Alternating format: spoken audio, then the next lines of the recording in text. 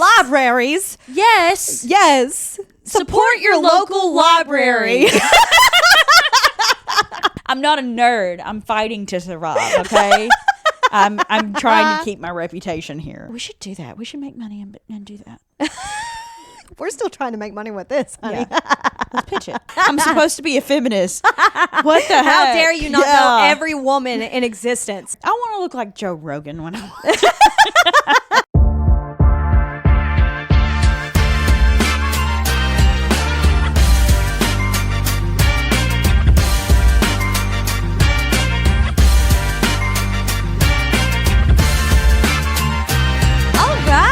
Welcome back, listeners, watchers, readers of all kind. Welcome to the Unfinished TBR. I'm Hannah. I'm Allie. And today is another debrief. It's October's debrief. How many is this? Is this 14? 14 debriefs? Yes. That's crazy. 14. No, 15. This 15. is 15 Did debriefs. we do August? Yep. We Cool. did. Yeah. August, September, October. Yeah. Nice. Nice. Even 15. Well, uneven 15. I love it. Odd 15. Odd 15. I love it. Yeah. So technically, we were gonna dress up. Allie's kind of dressed up. She is I'm a baseball player. She's a baseball player, I was afraid I was going to have to wear my husband's jersey. and we definitely don't want that. No. That would have been scary. Blasphemous. Yes. It would have burned.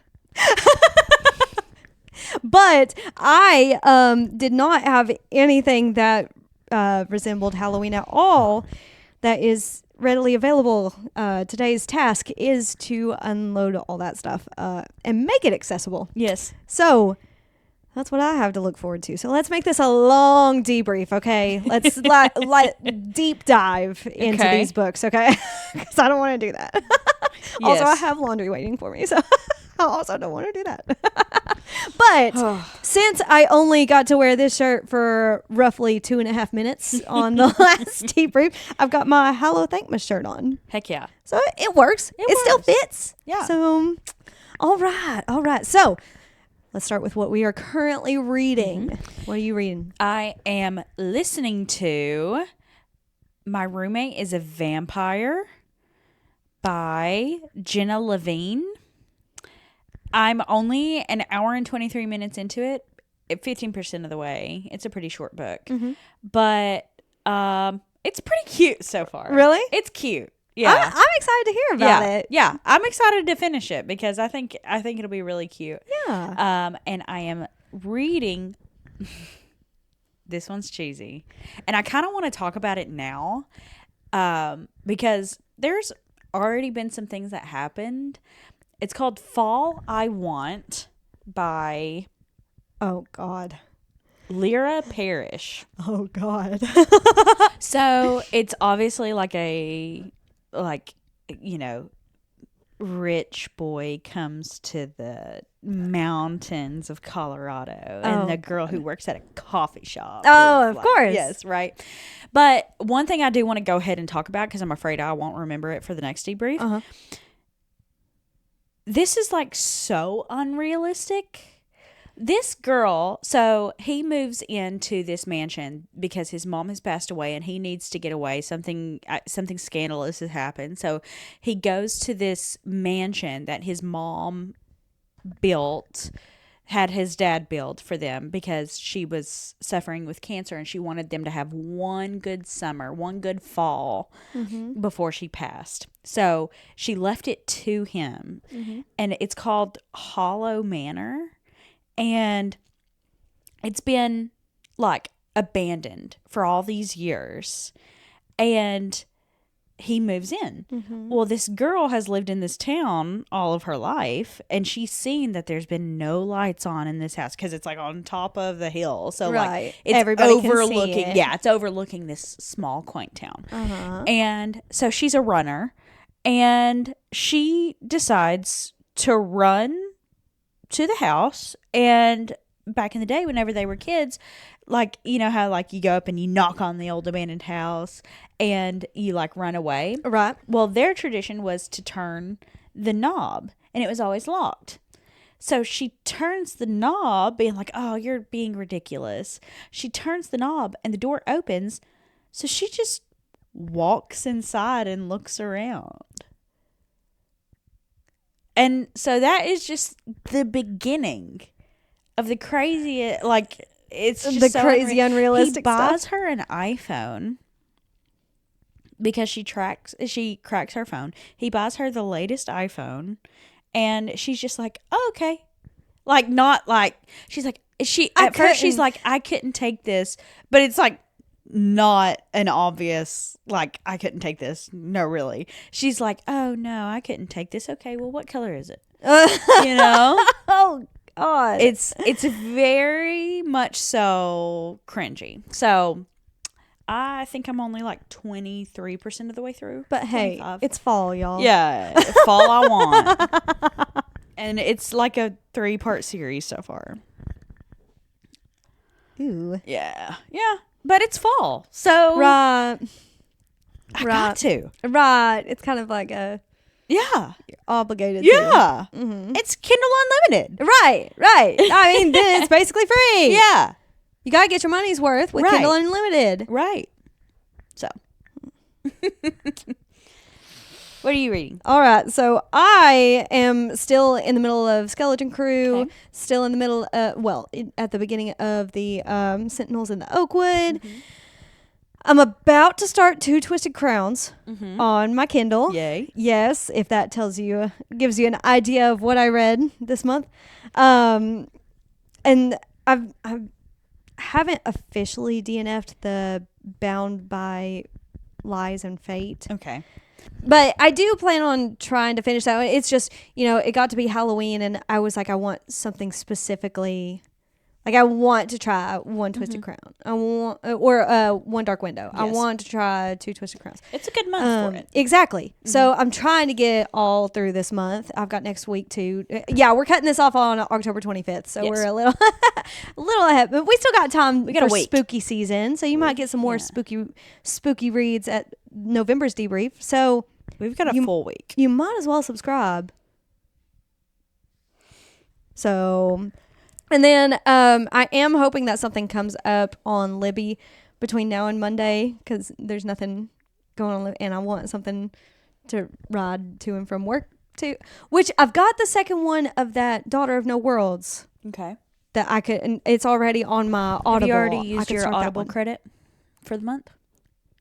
No, I just got mine this week. Okay. So I've already got the second one. I had got that ordered last week with my credit. So, or last month with my credit. So this month I can get the third one. There's 3 in the series. Okay. So maybe I'll start that. If nothing comes up on Libby that I'm excited about, that I'm eager for, then that's what I'll do. Yeah. So yes, got a lot on my plate. Yes. Mm-hmm. But that's how I like it. Yes. I want to get away from this world. Yes. Like, that's the whole point. Yes. I hate it here. Like, I'm kidding. I don't hate it. I'm not kidding. I just strongly dislike a lot of it. I want me and my daughter and my husband to go out into the woods somewhere and just chill out there. Yes. Yeah. Yeah. That's yeah.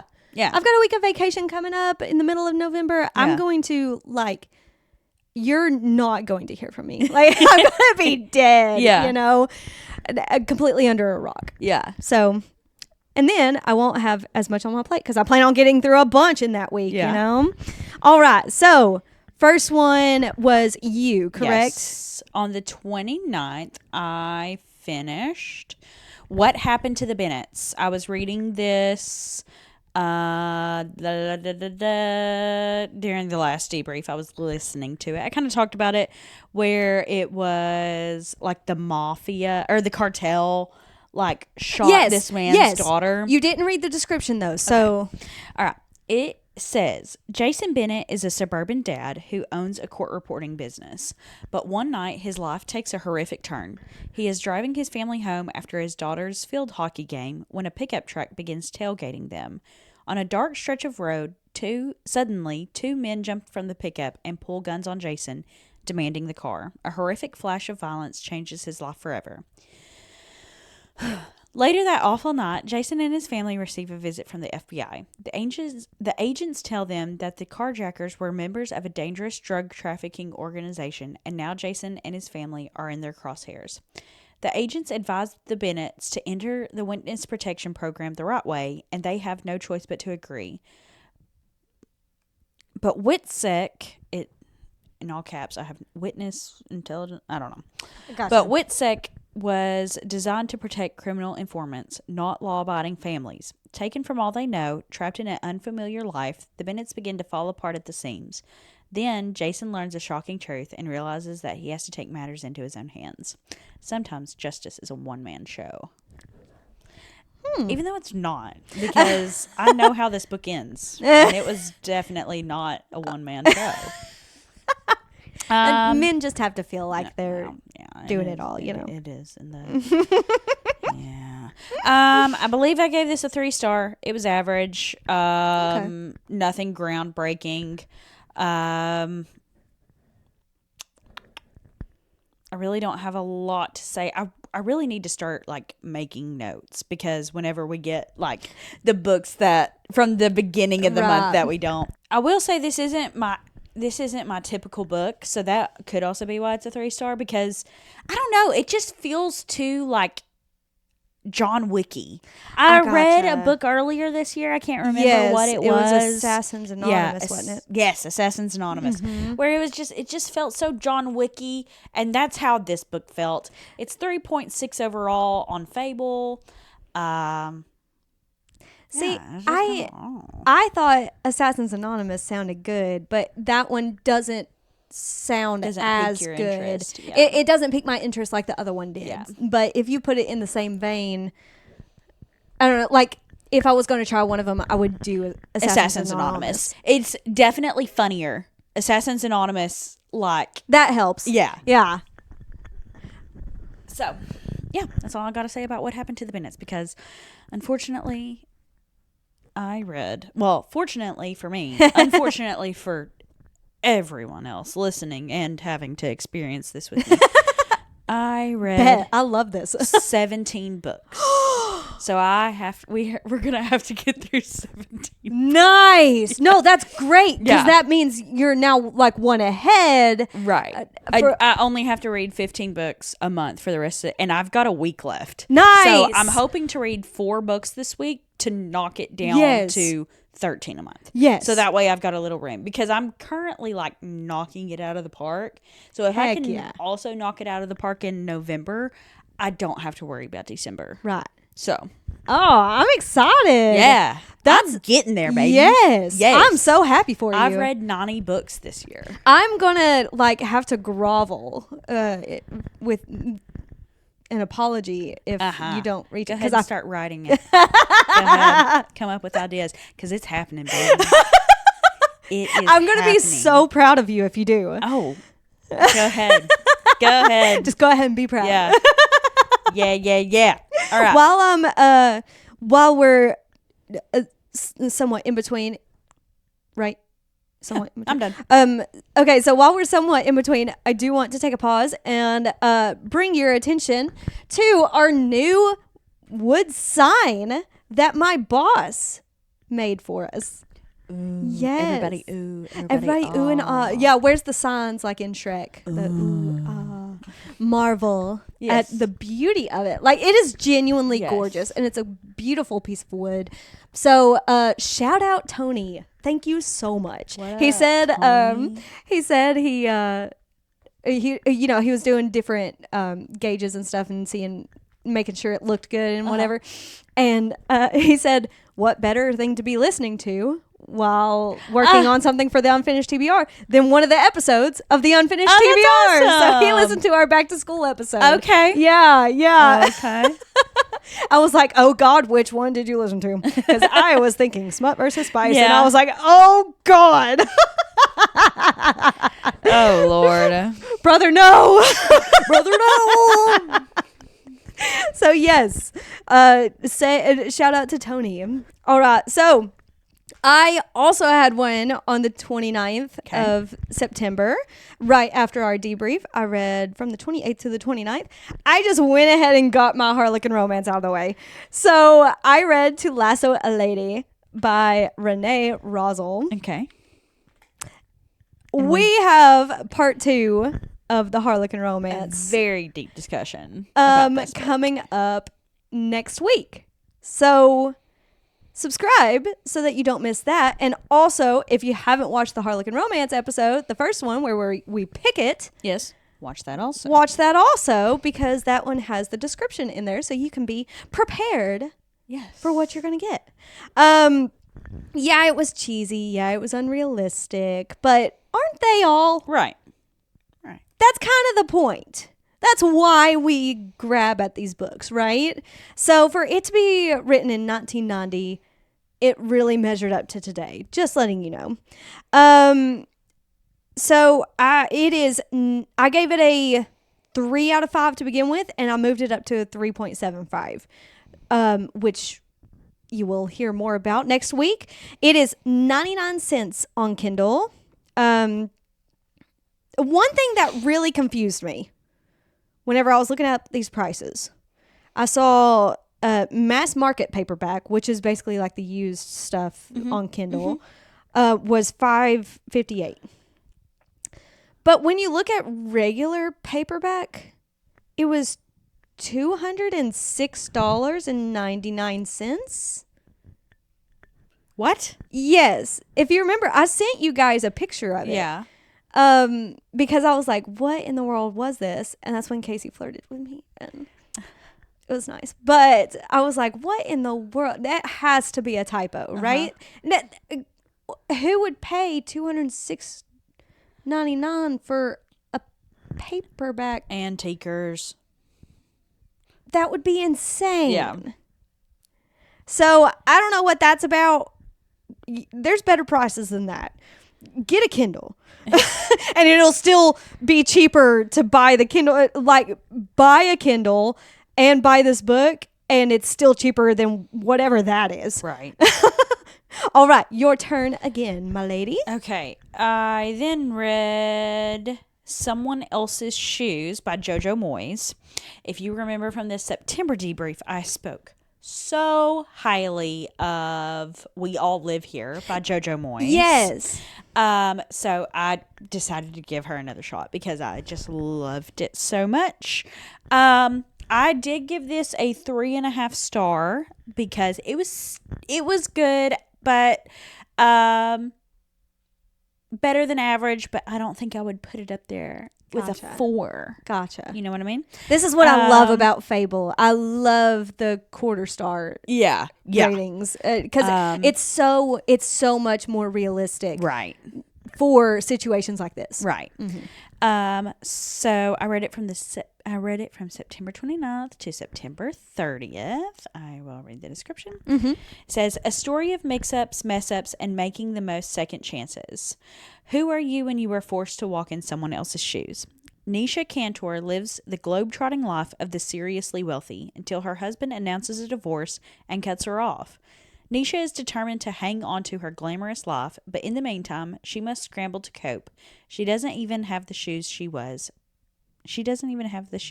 until a moment ago standing in. That's because Sam Kemp, in the bleakest point of her life, has accidentally taken Nisha's gym bag. But Sam hardly has time to worry about a lost gym bag. She's struggling to keep herself and her family afloat. When she tries on Nisha's 6-inch high Christian Louboutin red crocodile shoes, the resulting jolt of confidence that makes her realize something must change, and that thing is herself.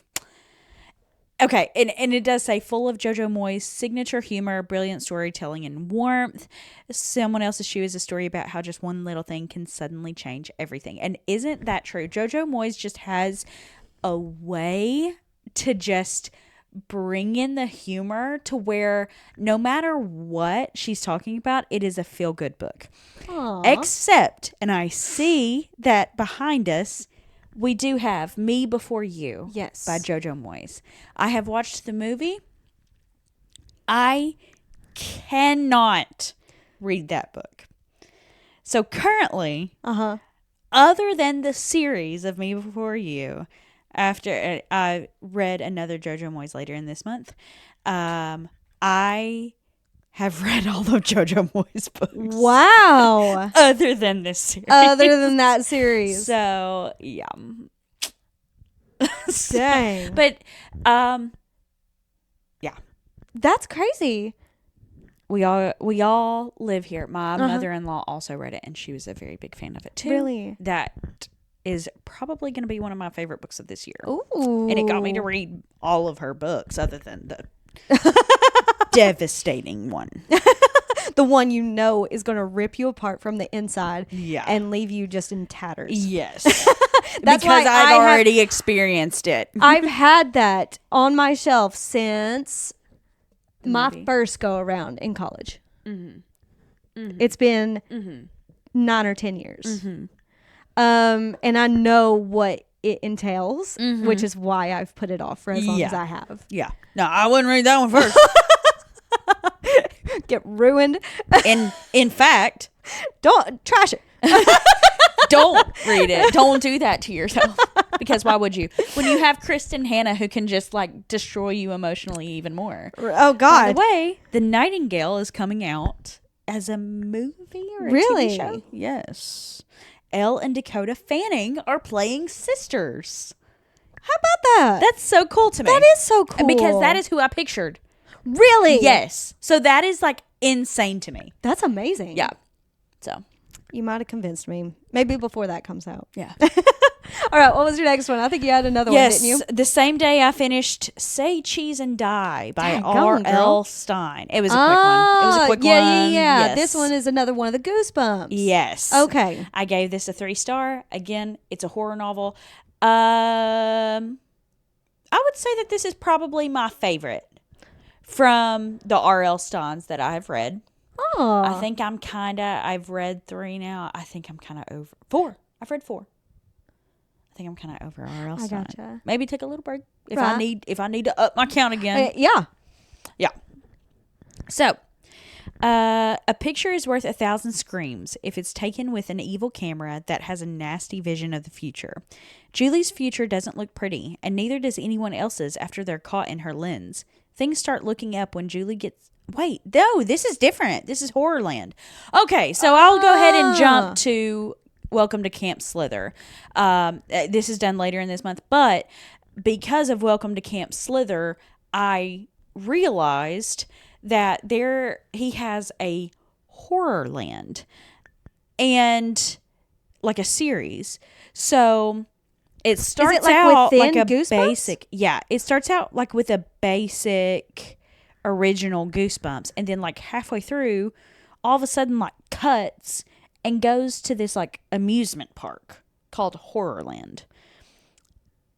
And I think that was the reason I was like, I'm not doing. I gotcha. Anymore. Yeah, that's a jump right there. Yeah. Here is the one I actually read. Greg thinks there is something wrong with the old camera he found. The photos keep turning out different. When Greg takes a picture of his father's brand new car, it's wrecked in the photo, and then his dad crashes the car. It's like the camera can tell the future, or worse. Maybe it makes the future. Who is going to take the fall next for the evil camera?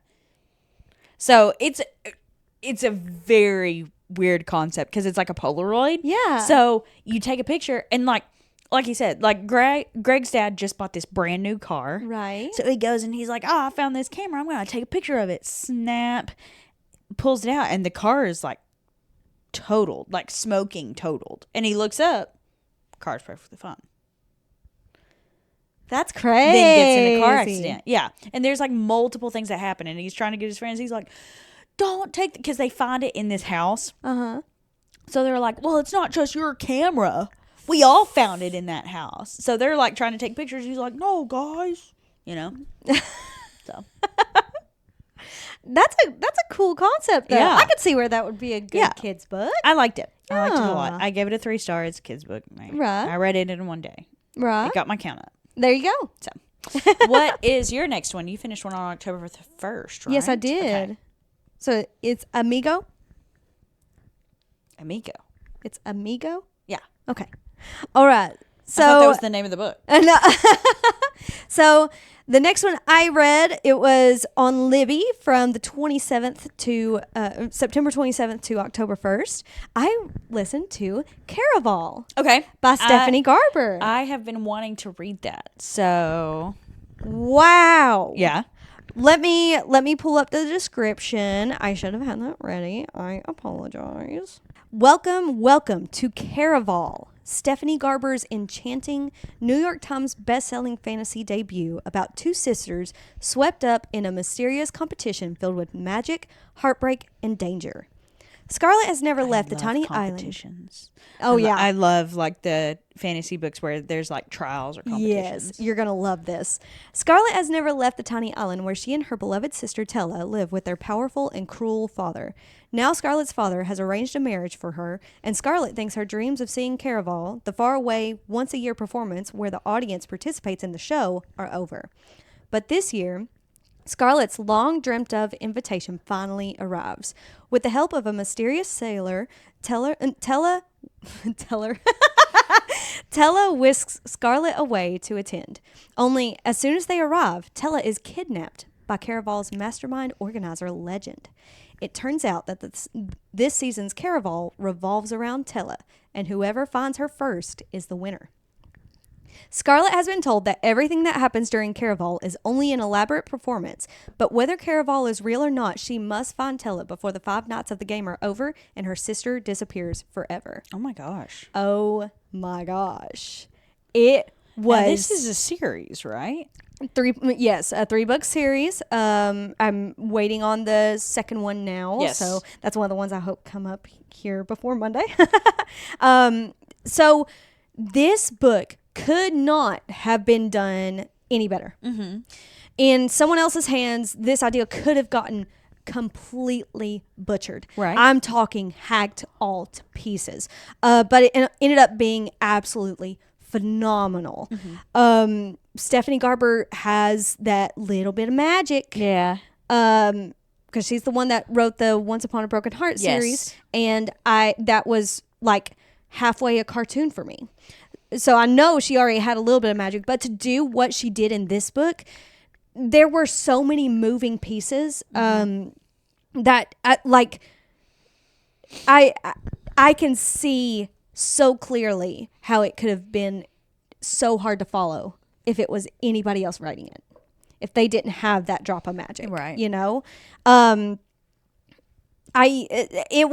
this is one of the most original concepts I've ever heard. Yeah. Amazing. So you've had, not to spoil anything, you've had some pretty original content this month. Yeah. Between last month and this month, I've been hit in the face with new content. Yeah.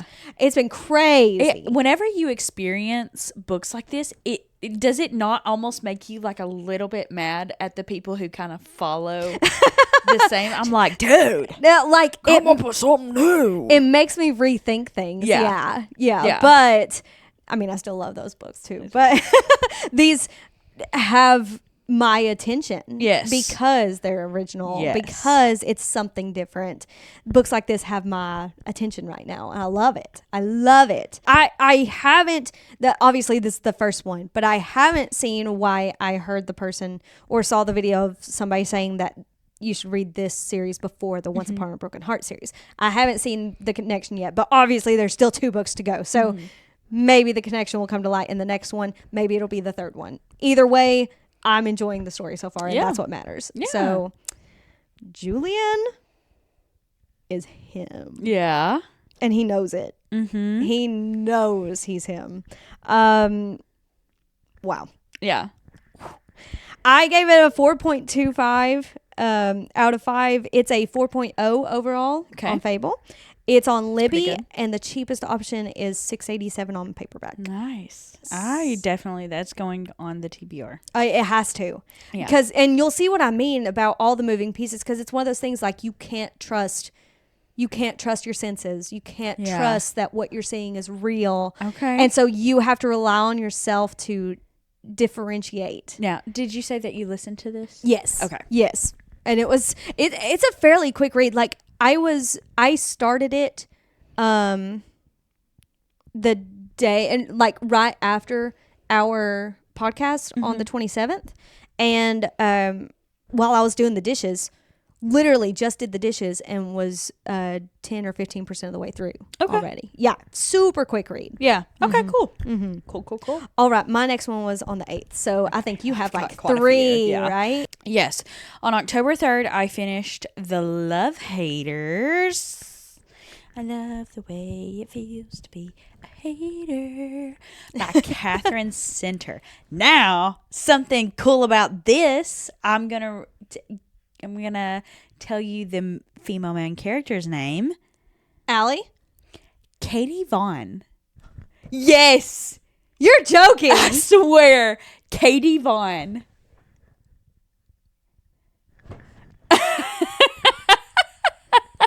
We love you, Casey. Used to be Vaughn. You're always here. You're always here. Whether you want to be or not. Yeah. So, this was Kindle Unlimited. Nice. I read it from September 20th to October 3rd. It is based in Key West, which I have been to twice. You love Key West. I love Key West. So it's so weird because, like, you know, you read Pumpkin Spice Cafe and you can picture the thing.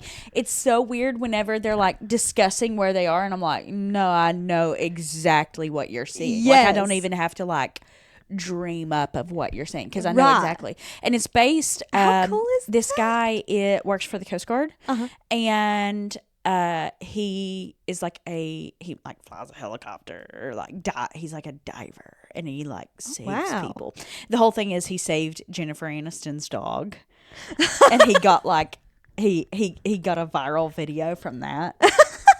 And he's like still in contact with Jennifer Aniston. Like she sends him pictures of her dog being like, oh, because of you I get to go to the beach with my dog, you know. So unbelievably cheesy. Unrealistic. Yes. But the long and short of it is like they're on a naval base. And I have been to that naval base. That's crazy. So like I can literally picture it. Like everything. I'm not dreaming it up in my brain. I'm not creating these things. So you don't have to look up anything online and spoil it for yourself. Exactly.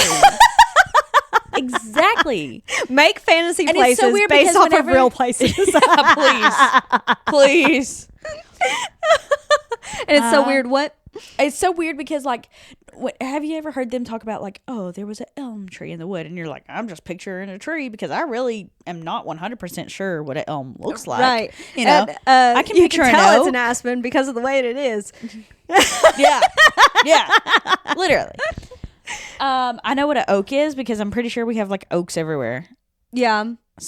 We have maple trees everywhere. Maple trees are everywhere. With the region that we're in. So so it's weird whenever they're talking about the trees and like the different plants. And I'm like, yeah, they have those all over. So it's pretty cool. I love that. But I will read the description. Yes. Weird being this is Katie Vaughn. Katie Vaughn has been burned by love in the past. Now she may be lighting her career on fire. She has two choices. Wait to get laid off from her job as a video producer or, at her coworker Cole's request, take a career-making gig profiling Tom Hutchison, a Coast Guard rescue swimmer in Key West. The catch, Katie's not exactly qualified. She can't swim, but pretends that she can. Plus, Cole and Hutch are brothers, and they don't get along. Next stop, Paradise. But Paradise is messier than it seems. As Katie gets entangled with Hutch, the most scientifically good-looking man she's ever seen, but maybe a bit of a love-hater, along with his colorful Aunt Rue and his rescued Great Dane, she gets trapped in a lie or two. Swim lessons, helicopter flights, conga lines, drinking contests, hurricanes, and stolen kisses ensue, along with the chances to tell the truth, to face old fears, and to be truly brave at last. It's cheesy. Yeah. Yeah. There's no smut. None. Wow. 0. Huh. 0. Not even close. Not even closed door. Do they have a spicy kiss? I mean, depends on what you think spicy is, I guess. Like, tongue, obviously. Like, it's passionate, but it's not. I don't think it goes into detail with tongue. Okay. Wow. Yeah. Did we like that, or I don't know. It's very cheesy. I gave it a 3-star. It was a book, right? Right. I did love how it was in Key West, but that's a personal thing. Right. So I hated the brother. Really? Hated him. So that got like my, like I had something to, right. You know how they say that hate is better than indifference. Yeah. Indifference. Yeah. Yes. Yeah. I gotcha. So it was a book. It was good. I liked it. If you've been to Key West, I highly suggest this book because it's pretty cool. Yeah. I really, really liked it. That is really cool. Yeah. I love that. I need to start looking for more books based on where I have been. So that would be cool. That would be cool. So yeah, and then I had, what did I have next? The Giver of Stars by Jojo Moyes. My last book from Jojo Moyes, because you won't touch those. That's so scary. I'm horrified, actually. I read The Giver of Stars from October 1st to October 4th. I listened to it on Libby. All of Jojo Moyes' books are pretty easy to get without a long wait. I do like that about her. That's nice. This is a historical fiction. Oh. And Julia Whelan was the narrator. Oh, you my favorite. Julia. I love her. That's amazing. I love her. This did feel very Kristen Hanna coded because it was Julia Whelan and it was historical. So it was a little hard to separate. I gotcha. It was a little hard to separate. Okay. It's not nearly the witty humor that she has, but it's still a good story. Right. I did like it.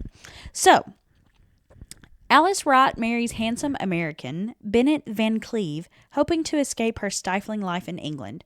But small-town Kentucky quickly proves equally claustrophobic, especially living alongside her overbearing father-in-law.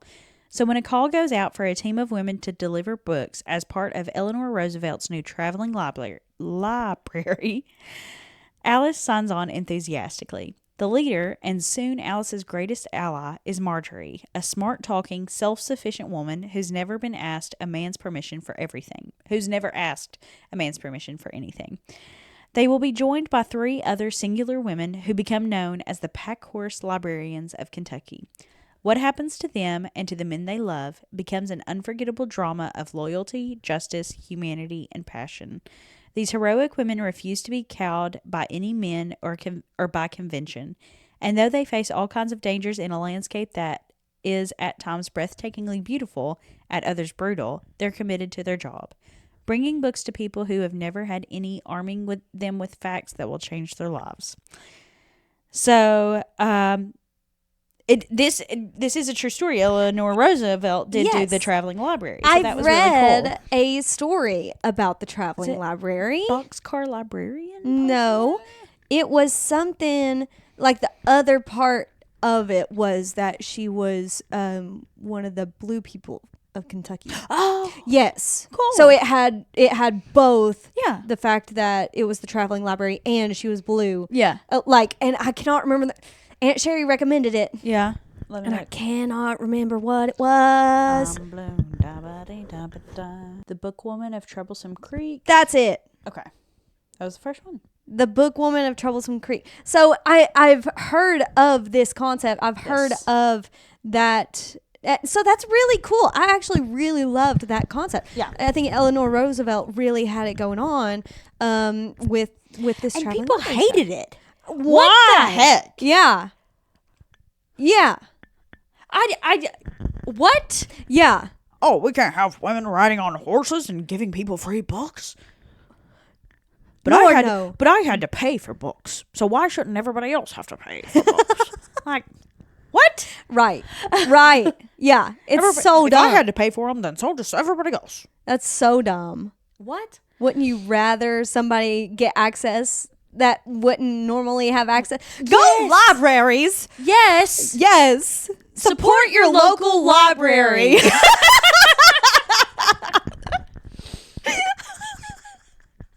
I love you.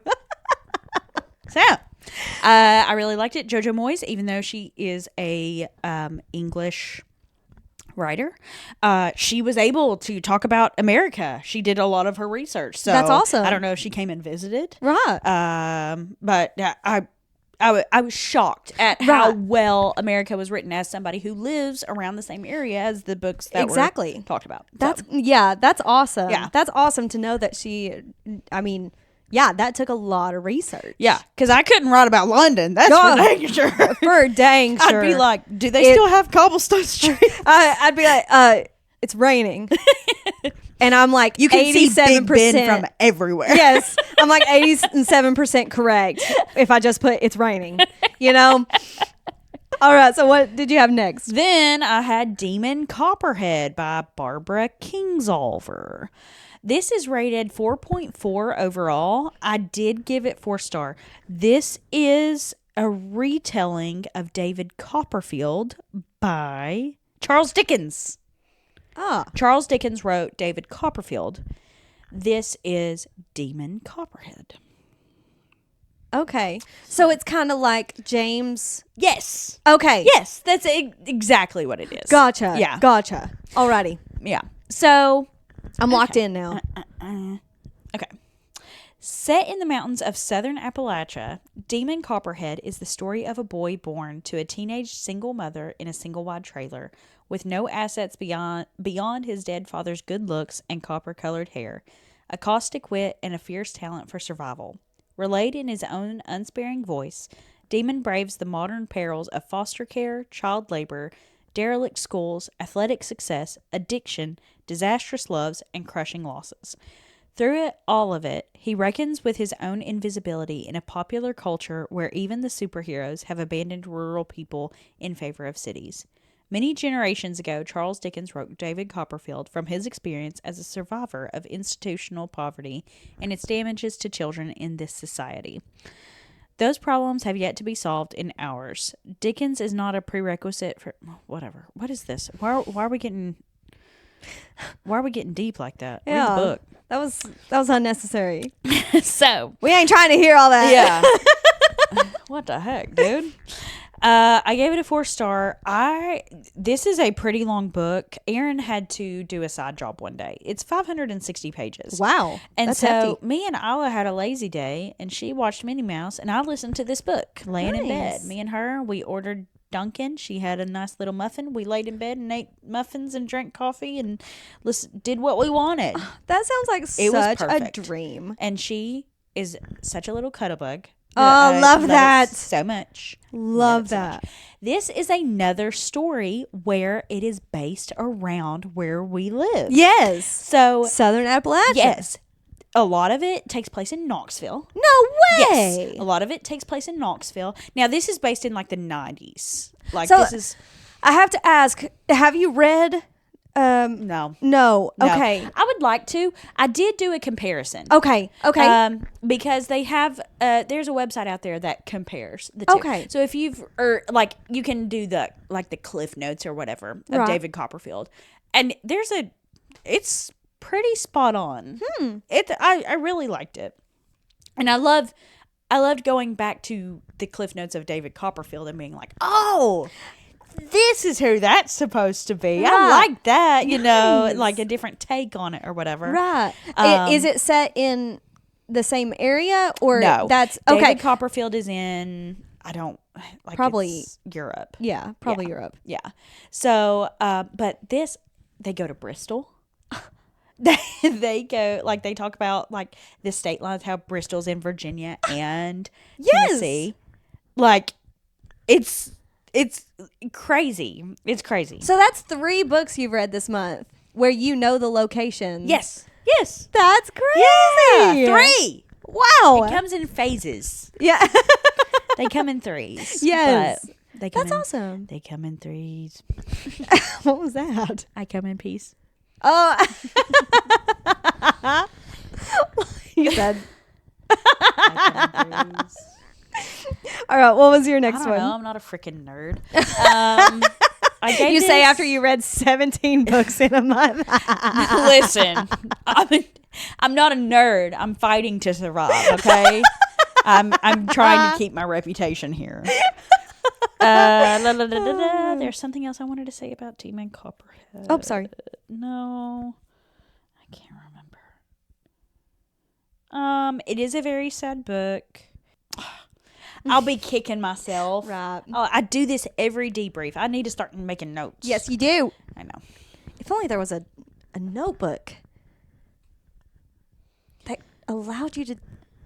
Can I turn off your? Okay. All right, I'm done making fun of you. I'm sorry. My next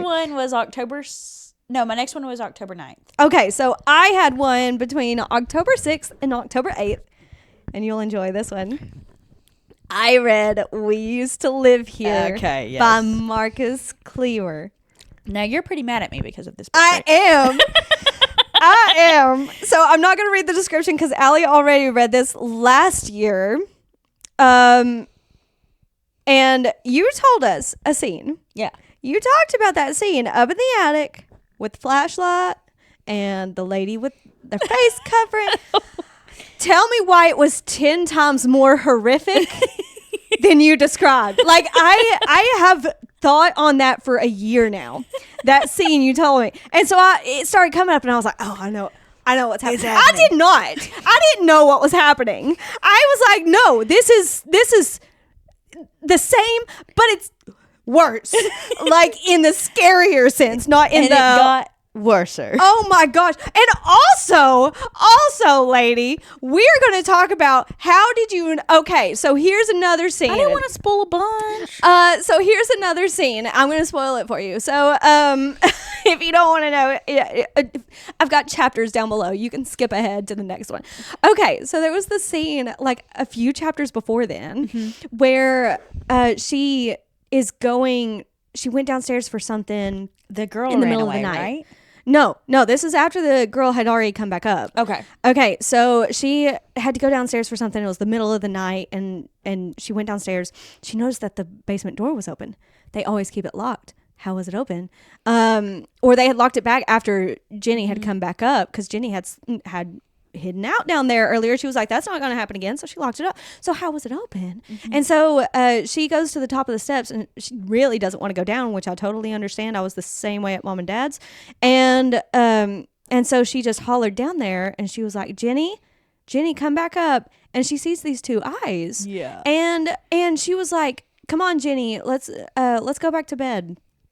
And suddenly Jenny unfolds itself into a 6-foot something with glowing eyes. Silhouette. Except for the eyes. I was not prepared for that in the slightest. I thought you knew that there would be multiple scenes like that. I thought I made that clear. Like, I don't know what Marcus put into this book. I don't know either. He needs to recreate it. Yes, 10 times in over. something else. I need more like this because I was genuinely terrified. I agree. This was the Halloween book. Yes. This was the spooky season. Whenever I read horror, this is the feeling I want. I hate the gruesome horror. I don't want gruesome. I but don't want to feel icky. Was spectacular. Yes. So you and we need to discuss something because How did you feel about the ending? That's what we need to discuss. But first, I will tell you, I was listening to that scene with up in the attic while I was waiting to go into work. And again, it scared me more than your description did. And so here I was like in the car. I was like on the edge of my seat. My eyes were wide. I was like covering my mouth, right? So I go into work. And like, I'm jittery, dude. Like my heart is pounding. And I was like, oh, and my coworker, Michelle, she was like, Hannah, are you okay? Is everything okay? And I was like, yeah. I'm just like, I'm pumped up now. Like I'm awake because of this book. And she was like, it was a book? I was like, yeah. And she was like, I saw you over there and it looked like you were crying and like something bad was happening. I didn't know if you were on the phone or something. I was like, no, I'm just dramatic. I just get scared. So let's talk about that ending. Okay. Because do you think it was real or not? Yeah. You think? I just think it's two different timelines. You think it's two different timelines? Like, okay, so there's this theory that the, the moments where like life flashes before your eyes, and there is another timeline where you actually did die, like the deja vu and stuff like that. Yes. Okay. So I think that is I don't believe in that. Right. I think that's just a weird coincidence, right? I can't believe in that because I will go insane. I think it's somebody trying to explain it. Right. And that's like a reasonable... Right. Like that's a reasonable thought process, I feel like. Yeah. Is it possible? No. But it's a reasonable thought. Yes. Just like the witches thing. Yeah. It's so weird. Yeah. Like the different theories that run with. But there's reasonable things, and I think that's a reasonable one. I thought with this one that she was genuinely going insane. Okay. Until the end, right? No. I continue. I'm still on the fence, and here's why. You remember, actually, during that attic scene, she went up there and saw Charlotte's things throw out. And in her mind, it had always been Charlie, never Charlotte. Okay. But every time Tom talked about Charlie, it was Charlotte. Okay. So it's like she was actually going a little crazy. Like she had made up this. Tom? No, Tom was real, but she had created like Charlie. Like that, their storyline. She had created that storyline, and this was her going crazy in the book, just like he was saying Allison went crazy. She was going crazy, making up different stories and stuff, insisting that Charlie was there and but the whole time Charlotte is somewhere else, but she's kept this stuff. She kept the locket. She kept the obviously a box of things, and had written Charlotte's things throw out or donate or something like that. And so in the real timeline, it was Charlotte, and she was away. This was after their breakup. But in her mind, it was current timeline. Charlie was with her the whole time. You know? I don't know. Okay. But that's because I also read this a year ago. Yeah, it's been a year. You've read a lot of books since then. And I think I just had it in my mind this whole time that like Tom was some type of ghost. Tom and his family were some types of ghosts that were like messing with these people and like affected their brain so much that they went into different timelines. Now, Tom was definitely real. I mean, I'm not saying that it couldn't have been alternate timelines as well, but what about whenever she walks outside and he's talking to himself in the cold? That was crazy. That was insane. And also him going to the neighbor's house. And also him just looking at the wall. Not responding to her. No, and he's like, yeah. Oh God, it couldn't be me. Couldn't be me. So what about her going to the neighbor's house? Oh my gosh. To make a phone call. Yes. Oh, dude. And then like the phone is ringing and the door is closed, and she's like, no, that was open before. And like, who else is here? Nobody else is here. And it's like, no, that's a trap to get me over there. Oh my gosh. It was some Shutter Island stuff, to be honest. It was so good. Marcus Kliewer, please come out with another book. Please. So I gave this one 4 out of 5. It was a 3.8 overall. What is with that? That's too low. That was an amazing book. Yeah. So it's on Libby. It was $14 paperback and $14.99 on Kindle. Yes. So, all right. My next one, and I will go ahead and say I DNF'd something on the 9th. I started it and DNF'd it. The reason being it was Never a Hero by Vanessa Lee.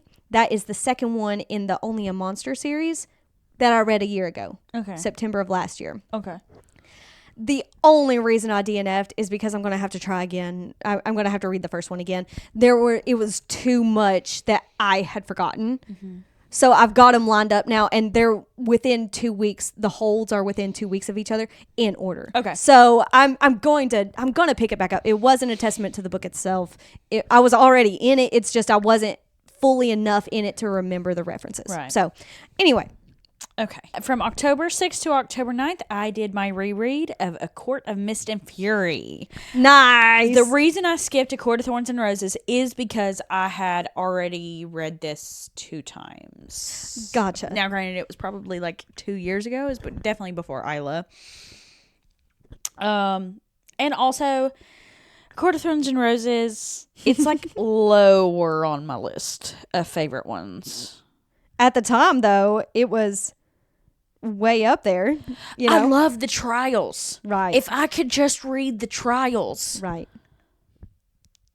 It was so good. Yes. Now, I'm not going to read the description or anything. Obviously, A Court of Mist and Fury is a 5-star. Like, just about every book. I just the whole ACOTAR series is a 5-star for me. Exactly. It's hard for me to put one in front of another. Right. And, yeah. Right. Other than Frost and Starlight. But also that one was still good. The Christmas special. Yeah, it was still good. In fact, that's got one of my favorite scenes in it. Okay. The flying over? No, where he's in her mind. Oh. At the same time. Yeah. That's good. Yum, yum, yum, yum. We've talked about ACOTAR so much. We need to do like a deep dive into ACOTAR. We do. Because it's been over a year. What the heck are we doing? Exactly. What's with us? No wonder people want to slap us. No wonder people aren't subscribing to our podcast. Yeah, because we haven't talked about these books yet. What the heck? Even though we love them. So, all I will say is, remember a couple months ago, I was getting very frustrated with Sarah J. Maas. Yes. Because of how long, and I am. I still want her. Why are you writing 3 books at a time, you freaking weirdo? Like, focus on one at a time. Connections. One at a time. She's got to connect them, so she has to write them all at once, so she's got it mapped out. I do think it is a little, like, hanging us on by a thread, like, oh, you got to read my other books first. Give me more money. I think she's just that smart. So good. Yeah. She's so good.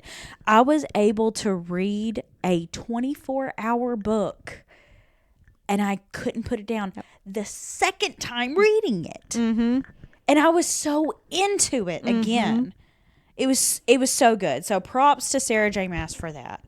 Yeah. I love Court her. of Mist and Fury. Resand. God. I forgot about I forgot that this was the book that they attacked Valeris in. Yeah. So that was a jump scare for me because I thought it was... You thought it was later. Yeah, I thought it was War and Ruin. Yeah. I thought it was Wings War and and Ruin. Ruin. Wings and Ruin that happened. I loved their entire journey of getting closer and like becoming friends, and then the revelation. She falls in love with Valeris first. She falls in love with the family first. Yeah. Well, because in her mind, it's easier to do that than falling in love with Resand, because she had in her mind what Resand was. Yeah. Until... And Tamlin being such a little dirtbag. Like, at the... Even... Now, granted, I'm about to read Wings and Ruin. I think I got 2 more weeks. But I forget how, like, he was just like, well, I'm the man. You got to listen to me. I forget. Like, I'm like, what? No, that's not how things work in the real world. It's simply not done. Then do it. Yeah. Somebody's got to. Yeah. So, again, whole series is 5 stars. Yeah. I love it. I love the covers. I love the colors that she chose. Yes. Like, it's very satisfying. Yes. Solid cover with a little background to it. Yes. Oh. Then October 10th through October 10th, Night of the Living Dummy by R.L. Stine. Another. Yes. Nice. Night of the Living Dummy? Now, this is one of the most popular, if not the most popular, Goosebumps. Because every time you look at Goosebumps, they always have the puppet, like the black-haired puppet that's like smiling, you know. And that's this one. That's this one. Huh. So, Lindy names the ventriloquist dummy she finds Slappy. Slappy is kind of ugly, but he's a lot of fun. Lindy's having a great time learning to make Slappy move and talk. But Chris is jealous of all the attention her sister is getting. It's no fair. Why does Lindy always have all the luck? Chris decides to get a dummy of her own. She'll show Chris. Then weird things begin to happen. Nasty things. Evil things. No way a dummy can be causing all the trouble. Or is there? So Slappy is kind of like the mascot for Goosebumps. Fun fact, Slappy isn't the bad guy in Goosebumps. He's just an ugly dummy. Yeah. That's crazy. So at the end of the, spoiler alert, skip ahead 15 seconds, I guess. At the end of the movie, so the first bad guy was Mr. Wood. Mr. Wood is the bad guy in this book. And Slappy's just kind of like sitting there. But then at the very last minute, Slappy, they get rid of Mr. Wood because he's a bad guy. Mm-hmm. Slappy like turns his head. And that's the end of the book. And then they have like Night of the Living Dummy 2, Night of the Living Dummy 3, The Haunted Mask, Monster Blood. Apparently, Slappy is in all of this stuff. So the first book that Slappy was ever in, he wasn't even the bad guy. Yeah. So I thought that was pretty cool. I gave it a 3-star. Cool. I do believe this is my favorite. No, I think Say Cheese and Die is still my favorite. But Night of the Living Dummy is really close. Like, I could put both of them in number one and, like, interchange them. Right. So, I really liked it. So, that's awesome. Then, when did you say your next one was? 16th. Okay. So, from October 10th to October 13th, I read Finlay Donovan is Killing It. Yes. I finally caught up to everybody. We've all three read it now. Yes. I agree. 4.5 stars. Yes. Finlay Donovan is actually killing it. Again, it's a feel-good book with still being a murder mystery. Yeah. There were so many times I laughed out loud. Yes. I love just like the fact that she was in a coffee shop talking about the next book that she's going to read. Somebody overhears and is like, I'll pay you $50,000 to kill my husband. And she's like, huh? And like the fact that it happens. Yes. Yes. The entire and the accidental it happens. Like, and it turns it's not even her. Like, it's so funny. It is so funny. I would watch this. I love the relation. Yes, I literally made it a review of mine. Spoiler alert, I read the second book a little while later, and I said, I don't know why this hasn't been turned into a movie series. Yes. Like, at least like a Netflix TV show. Yeah. Yeah. We should do that. We should make money and do that. We're still trying to make money with this, honey. Yeah. Let's pitch it. Yeah, as our idea. Yeah. I love how she always has the headscarf. Yes. Like, yes. I love how she got kicked out of Panera. How do you get kicked out of Panera? I know. Also, her ex-husband is such a twat. Yes. Such a twat. Yeah. I haven't read the second one yet, so I can't go in depth on the second one. It's even worse. But in a dude, come on type of way. Right. Like, you could do better. Yes. If you just put in if you made just the slightest change. Yeah. You could be a little bit better. The second one is very, very good. I'm excited. It's very, very good. Very quick wait on Libby too. Yes. So, I had suspended my hold on that one, but I need to unsuspend it. I keep forgetting to do that, but I hate that. I know. I hate it. I do. I hate that update, but You said the 16th? Yes. Oh my gosh, I got 2 more. That's okay. October 13th through October 15th, I read Here One Moment by Liane Moriarty. This just so happened. I can't remember how I found this. I know that I was like going through Libby, just trying to like up my holds so that way like more things could come in quicker or whatever. And I put this on hold, and I'm so glad that I did. I love it. This is the author of Big Little Lies. Okay. That has been turned into a TV show. Yes. With Lenny Kravitz's daughter and Keith Urban's ex-wife. This is horrible. I'm the fact that I can't name these women. I'm supposed to be a feminist. What the heck? How dare you not know every woman in existence? What's her name? Nicole Kidman. Yes. Yeah, did you know Keith Urban and Nicole Kidman are getting a divorce? Isn't that so sad? Yeah. Anyways, I don't know. I think you would like this book, but I don't know. Let's hear the description. This is very reminiscent of The Measure. Let's hear the description, though. I know. Because you also said the same thing about the Midnight Library, and I loved the Midnight Library. Okay. I think you really need to give The Measure a shot. I'm just saying. It's not worth rereading. Life is full of twists and turns you never see coming. But what if you did? Flight attendant Allegra Patel loves her job, but today is her 28th birthday, and she'd rather not be placating a plane full of passengers unhappy about a long delay.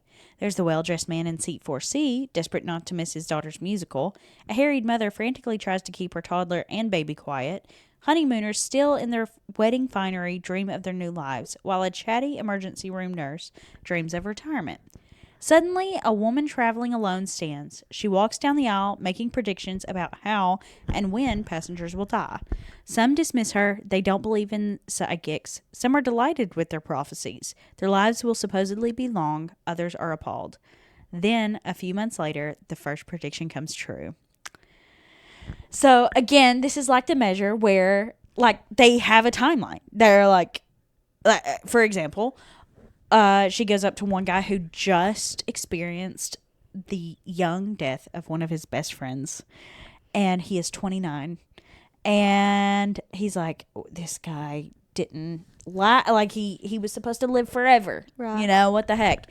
And she goes past him and she says, I suspect 30 years old by assault, and he's about to turn 30 in 3 months.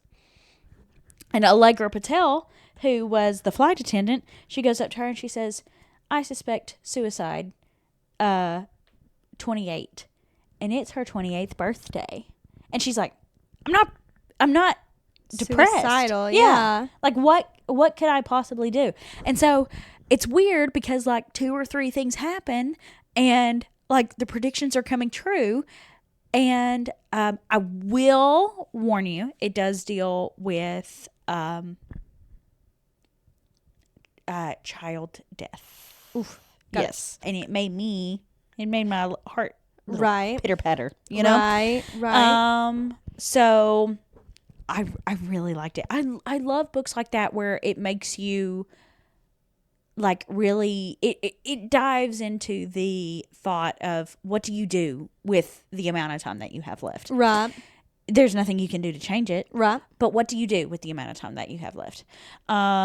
See, I think I would like this one better than The Measure because there's like a woman did it. A woman did it. It's not just get a box. Where did these boxes come from and why is it never mentioned? Like, no, she happened to be on that plane. She selected those group of people to give them their destinies. And it also goes into the story of the woman.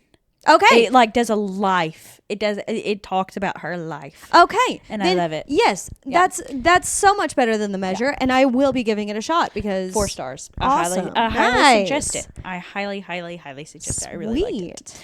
So, and then I had I finished on the 15th. I don't know when I started.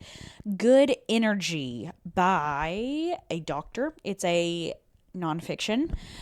This is kind of what got me started looking into the Whole 30.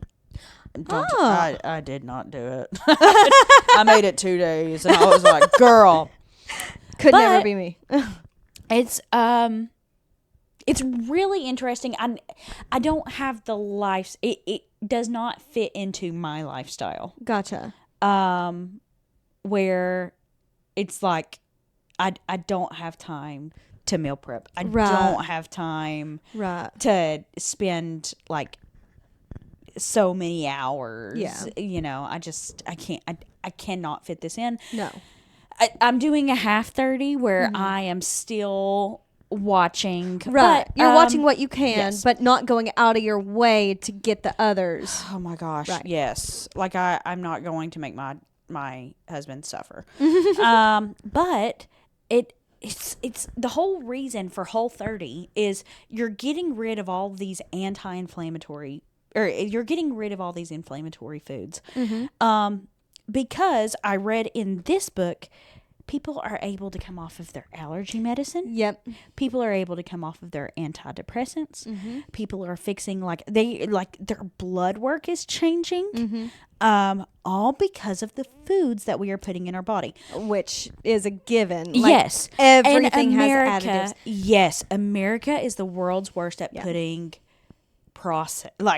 having processed foods. Yes. You can't even go to the grocery store and pick up something without having to check to make sure it's not processed or something. Exactly. And it's a real shame. It is. We've done this to ourselves. Yes, because you can go to Europe, you can go to Italy and eat pasta every day, pizza every day, have dessert with every meal, and you'll be surprised when you come back and you've lost weight. Yeah.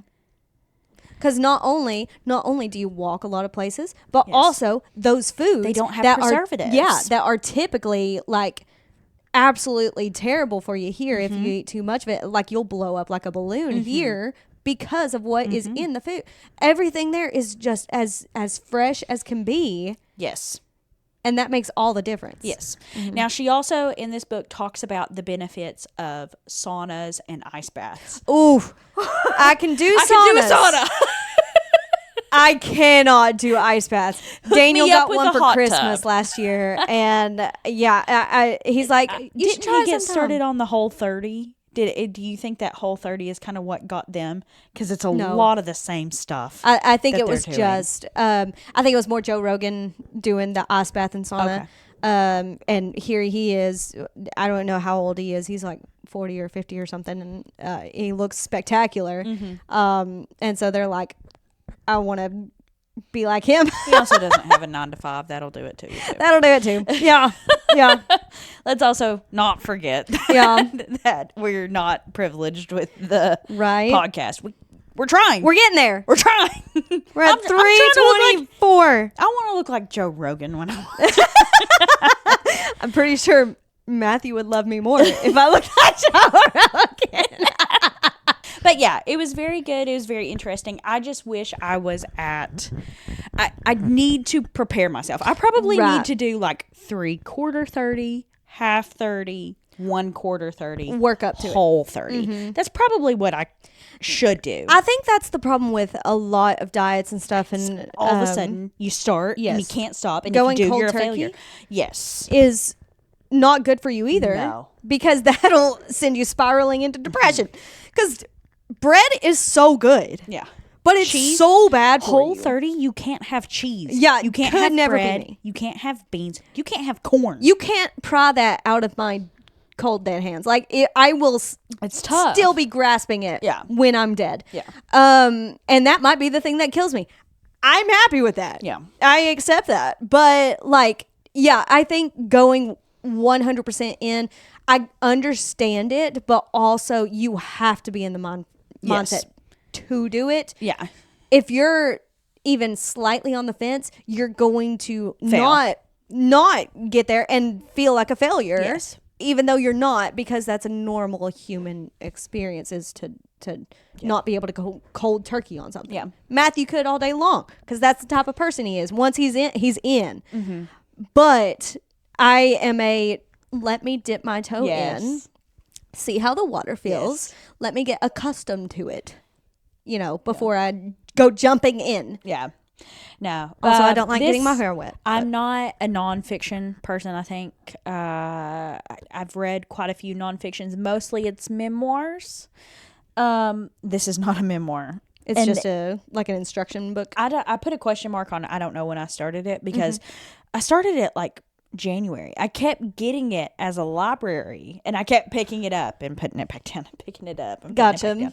And eventually I was like, I'm 3/4 of the way through this book. I got to get my reading count in, finish it. Right. I did.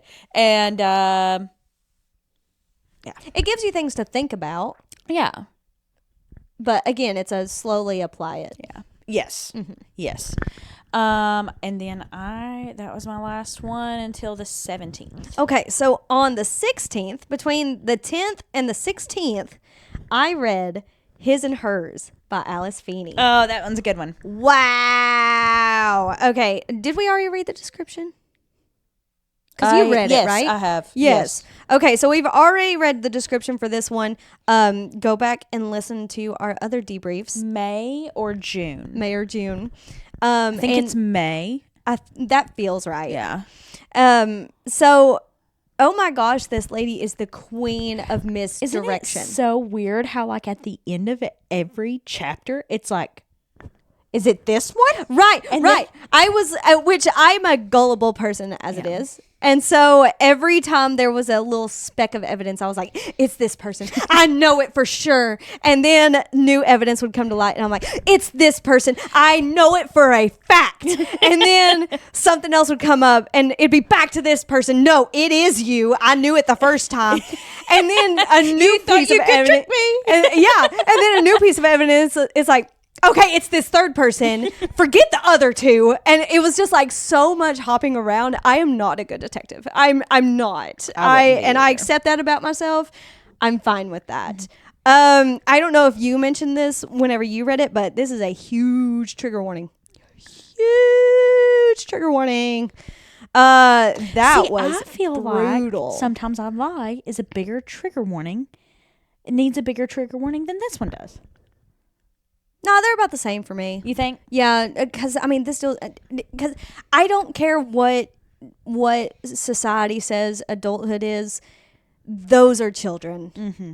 In my eyes, those are still children. Mm-hmm. That's a problem. Mm-hmm. Every single one of them. Also, diet pills. At 15, diet pills. I mean, I probably would have done it too, but don't mistake me. None of it is good. Right. But like it was so brutal to even think about. I was like, ugh, she's 15. Yeah. You know, God. And it gets better. I forgot about that part. It gets better. So, you won't be able to convince me Rachel wasn't the main villain in the story. Okay. Obviously, there were other villains. Mm-hmm. Zoe with those cats, that was weird. Mm-hmm.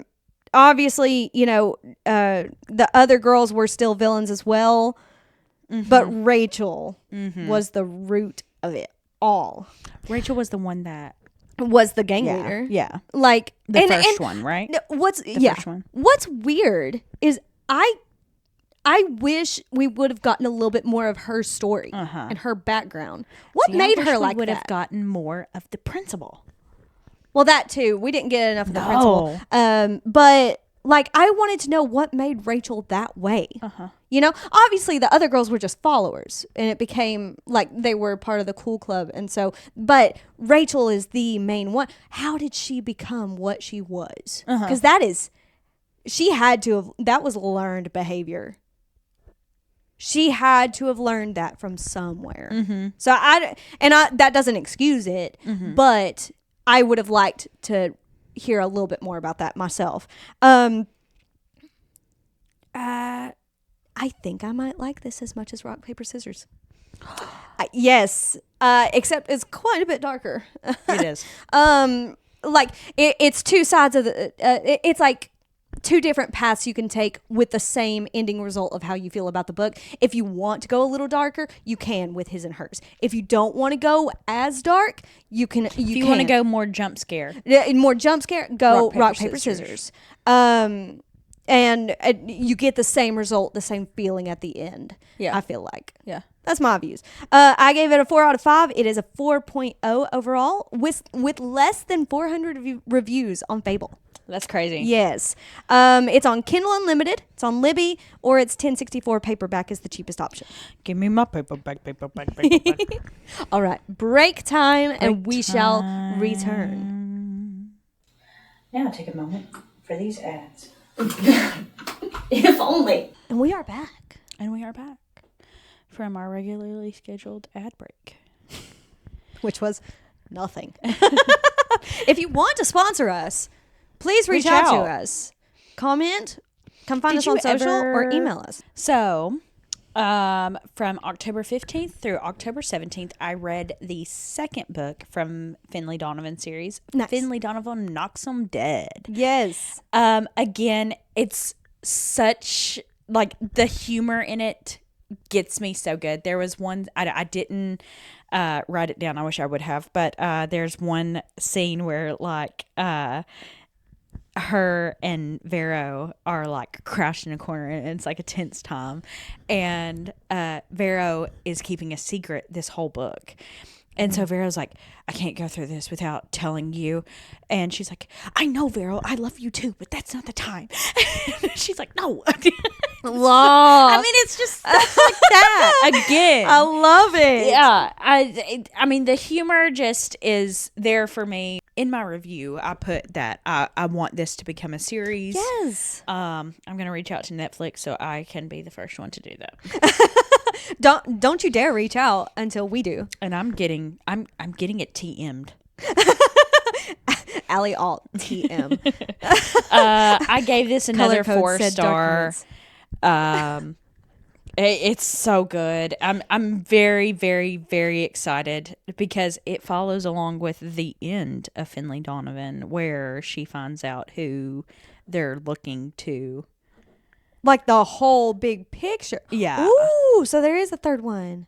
Yeah. I gotta get on it. It's like Harry Potter, where it's tiny story, like it's a full novel and it's interesting, like it has its own story, but it's all for one big picture. Nice. So I do like that. Yeah. I do like that. And then also from October 17th to October 17th, I read Welcome to Camp Slither. This was the first one. This was the only one that I realized, Goosebumps Horrorland, where it cuts halfway through and goes into that. I don't like that. If it says Horrorland, I probably will skip it. Gotcha. I would love to find some classic Goosebumps that... There's one that I think is like a large praying mantis or something like that. I'd like to read that one, maybe. On Camp Slither, I gave it a 2-star solely because I didn't realize that it was the Horrorland. That, again, that's personal. Right. That's not. That's a personal preference. But on the 18th, I finished Problematic Summer Romance by Allie Hazelwood. I forgot how much I love Allie Hazelwood. Oh, yeah? Yes. Now, Allie Hazelwood also had Bride. Yes. Amanda started that. I don't know if she is like finishing it or not, but she definitely started it. And she was like, what was that book that you guys were talking about with the nodding? And I was like, it was Bride. And she was like, oh no. Because she had just read Deep End. Yes. Which is I want to read Deep End. I want to read Deep End so bad. I gotta see what it's about. Yeah. You know, because I've heard College Swimmers. I've heard that's the Problematic Summer Romance is good. I didn't realize that it was second in a series. But then I went and read the description for the first book, and it's not as interesting to me. Okay. Like, it doesn't. But it's one of those that you can read Yes. individually. So yeah, just stick with the one that you like. Yeah. So I'll go ahead and read the description. Yes. Maya Kilgore is 23 and still in the process of figuring out her life. You're not gonna like this. Oh God. Connor Harkness is 38, and Maya cannot stop thinking about him. It's such a cliche, it almost makes her heart implode. Older man and younger woman, successful biotech guy and struggling grad student, brother's best friend, and the girl he never even knew existed. As Connor loves to remind her, the power dynamic is too imbalanced. Any relationship between them would be problematic in too many ways to count. And Maya should just get over him. After all, he has made it clear that he wants her gone from his life. But not everything is as it seems, and cliches sometimes become plot twists. When Maya's brother decides to get married in, I'm going to butcher this, Taormina, she and Connor end up stuck together in a romantic Sicilian villa for over a week. There on the beautiful Ionian coast, between ancient ruins, delicious foods, and natural caves, Maya realizes that Connor might be hiding something from her, and as the destination wedding begins to erupt out of control, she decides that a summer fling might just be what she needs, even if it's a problematic one. I will say, this book, like, had my heart, like, aching. Really? The need for each other. I'm like, it was like, oh, you're my brother's best friend. And he was like, oh no, the power dynamic between us two just isn't going to work. All these reasons to like pull apart, and they're just like gravitating. He wants her so bad. And like, she's open to the, like, she tells everybody, she's like, no, I want him.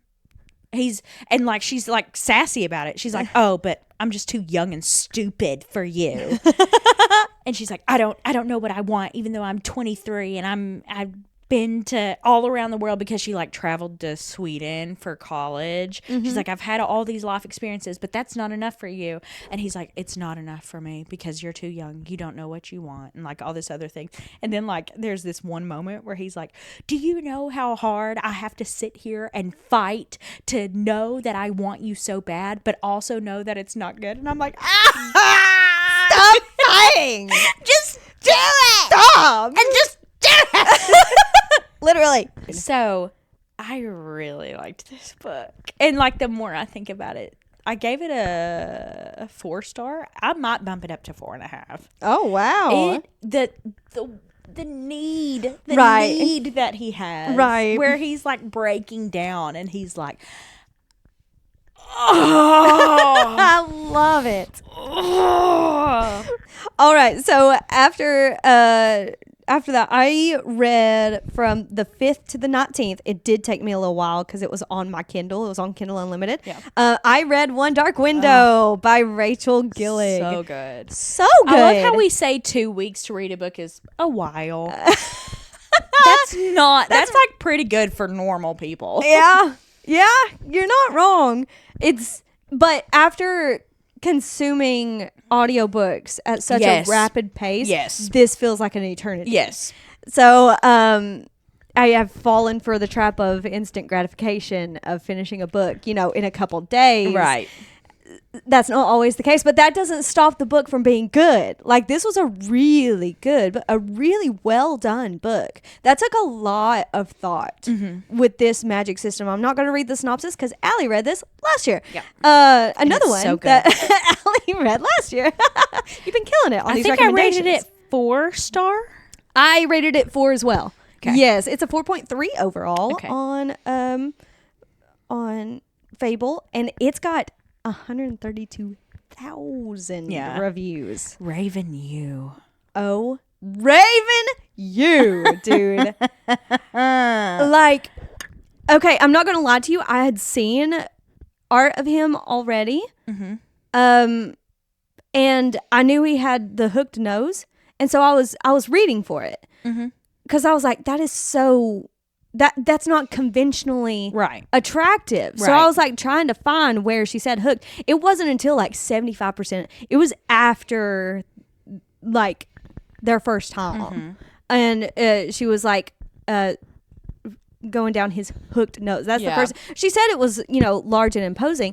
And I couldn't help but think that her charm that she had to get into the mist was a crow's beak.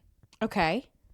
And the hooked nose is like, it's like a beak. Yeah. And I was like I don't know. I saw the parallel and I was just like, oh, that's That's really cute. Yeah. You know? Yeah. I don't know if anybody else would notice that or think anything of it, but I thought it was cute. Yeah. And maybe it was a crow's foot, but either way it was a bird, and he's got like a bird-like nose. People are saying Timothy Chalamet to play him. No. I don't see him. No, Timothy Chalamet is too pretty. I see Timothy Chalamet as the guy from Not in the Moth. No, I see him as the brother. Oh, the brother. The one that had the sickness. That is how I see Timothy Chalamet. Or that is what Timothy Chalamet could play. Oh my gosh, whenever he's like climbing up the tree and he's like, I'm fearsome, I am strong, and then he falls out of the tree and I'm like, that's hilarious. Yes. It reminded me of Lucy from House in the Cerulean Sea, where he's like, fear me, but really he's just like a little child. Yeah. Like you just gotta cuddle him. Yeah. You know? It was very much that, you know? I was really worried about him in the beginning, like trying to kiss her and stuff. I was like, oh, so it's gonna be that way. Yeah. But actually, no, he's just a little baby. No. He's just a little baby. Yeah. Like, you can't help it. It doesn't excuse it, no. But, like, I mean, Raven showed up and corrected him. I think it's so interesting how they're all tree names. Mm-hmm. I thought that was genius. Mm-hmm. I cannot wait for the second one. I think, and you can't tell me, but I think that somehow the Shepherd King has hidden the final card in his memories, and that's why he's the only one that can access them. Okay. Or access it is because he's the only one who can get into those memories to get. I think it's going to be like a Mirror of Erised moment in Harry Potter and the Sorcerer's Stone, where Harry looked into the mirror and the stone went into his pocket. I think it's going to mirror that in a way. Okay. Pardon the pun. I think it's going to mirror that in a way where it's something inside him specifically can pull it out. Okay. That's what I'm thinking. Obviously, I haven't started it yet. I'm going to be starting it next. How did you feel about the end? I can't. I can't believe, and like, there's no way that she's actually gone. It's just got to be like they've traded places, I feel like, where she's kind of asleep in the corner of his mind now. Okay. He's just using her body, and she doesn't have the strength to come, like, kick him out and take control again. Yeah. It'll have to be once the magic's released. Mm-hmm. That's my thought, and I'm praying that's the case. Or like he kisses her or something, and you know the Shepherd King is like, ugh, but that's what wakes her up. And she's like, I have to get to him. Like fairy tale stuff. Like, leave me alone. I need the fairy tale stuff. Yeah. That's my thought. Such a good story. This is such a good so story. good. It's so good. So my next one wasn't until the 22nd. Okay. I finished one on the 19th. It was Don't Blame Me for What You Made Me Do. I fought through this, boy. So you did finish it, though? I fought through it. Yeah. I had to. Right. I needed to up my count. Right, and those three are, well, the first two are easy ones, too. The third one, not so much. Was that Clownery? Yeah. Clownery just does not look Now, I will say, read the first poem. Because holy cow, that was spectacular. Oh, we've already talked about it, but I'm just not a poetry person. It doesn't make any sense to me. I can't even like find them beautiful because it just isn't for me. Like the whole two paths diverging, whatever. I get that, but this one is like it's like modern. It talks about modern problems and stuff with social media and like how it makes you feel, and it's got some symbolism in it, and it's just that first poem is great. Everything else is hard to keep up with. Yeah.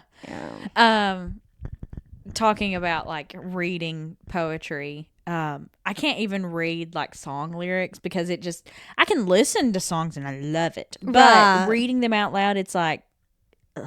Yeah. So don't blame me for what you made me do. Mm-hmm. If you want to learn more about this, we have an episode about it.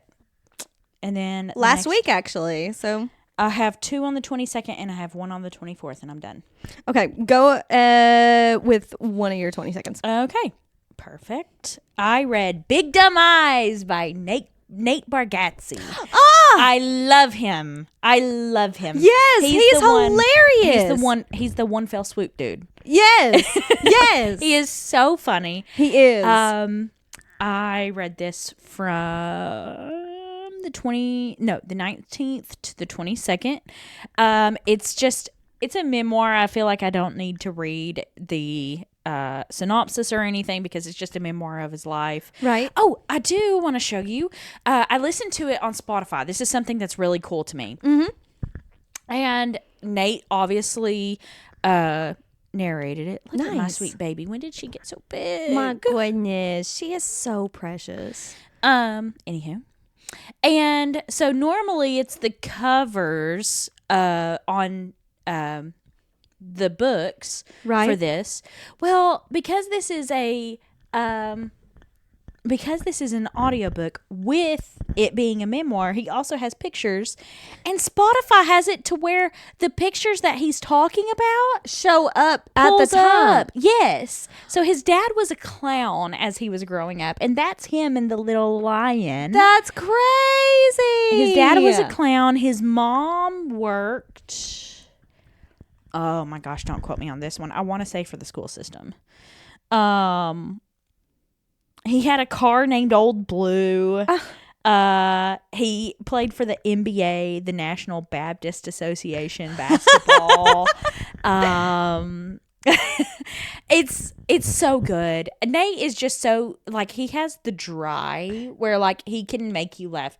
Like Matt. Exactly Matt will, like, crack you up, but just stare at you. Yeah. While he's doing it. Yeah. It and really throws you off the first little bit, and then you get used to it, and then you have to explain it to other people. We thought that Matt hated her. We were like, girl, run. Some people are still not sure.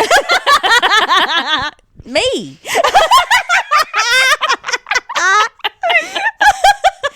Yeah. No, he loves me. But that is like the best sense of humor where you're like, are you joking? Yeah. Yes. I'm going to go with yes. I'm going to walk away now. For my sake, I'm going to say yes.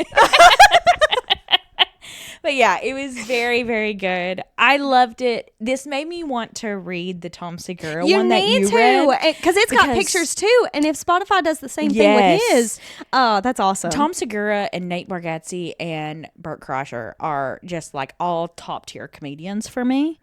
Yeah. So I don't think Bert has a memoir. I don't know if I would want to read Bert's. Yeah, Bert's would be all over the place. Big Dumb Eyes. Yes, I love Nate Bargatze. It was just so good. He had a chapter in there where he's like, in the book, this page is normally blank, so I'm just gonna let you listen to elevator music because you wouldn't get the joke because this is an audiobook. And I'm like, okay. That's so funny. That's golden. Yeah. Oh my gosh. Yeah. That's so funny. Yeah. But it was very, very good. I will say it was kind of crazy that I listened to this book. A lot of things have been like running beside each other in my life here lately. I was just telling Aaron, like, I started this book on Sunday. On Saturday for the Alabama game, I told him, I said, is it just me or is it not as fun being a Tennessee fan as it was whenever we were bad? Because whenever we won, we were like, oh my God!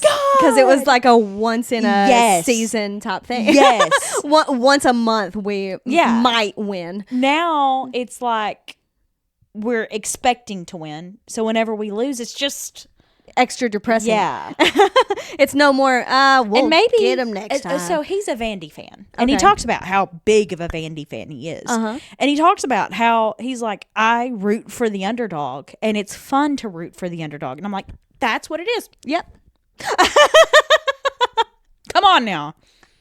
We finally made it to the playoffs this year. Since the 90s. Yeah, that's a big win. Yeah. And I am an Ohio supporter. I've been up there twice this year. Nice. And but then I sit here and think, I'm like, would I love the Reds as much if they were good? Is it because they're bad that I'm like, no, this is our year. Right. Every year is our year. Right. Yeah.